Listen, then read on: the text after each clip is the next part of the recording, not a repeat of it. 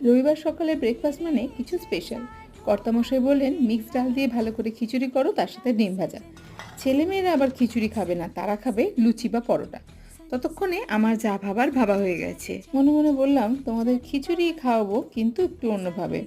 তার জন্য মুগ, মসুর আর ছোলার ডালটাকে ভিজিয়ে রেখেছিলাম 2-3 ঘন্টার মতো। তার সঙ্গে এক মুঠো নিয়েছি গোবিন্দভোগ চাল, আর এগুলোকে বেটে নিয়েছি একটু নুন, আদা আর কাঁচা লঙ্কা দিয়ে। চাল ডালটা ভেজানোর সময় গরম জলের ব্যবহার করেছি যাতে সময়টা কম লাগে। এখন একটা ননস্টিক প্যানে একদম এক ছিটে তেল দিয়ে নিয়েছি। প্রায় তেল ছাড়াই ভাজা হয়ে গেছে এই সুন্দর ডালের ধোসাগুলো। আমার ভিডিওগুলো যদি তোমাদের ভালো লাগে তাহলে অবশ্যই একটা লাইক করো, চ্যানেলটাকে সাবস্ক্রাইব করে পাশে থেকো। আর নোটিফিকেশন বেলটাকে অল করে নিলে আমি যখনই নতুন ভিডিও আপলোড করব তার নোটিফিকেশনটা তোমরা পেয়ে যাবে। এই মিক্সড ডাল ধোসা বা চিলা যাই বলো তোমরা, যেমন টেস্টি তেমনই কিন্তু পুষ্টিকর। বিনা তেলের এই পরোটা দেখে ছেলেমেয়েরা তো ভীষণই খুশি। আর সার্ভ করেছিলাম আলু চচ্চড়ির সঙ্গে।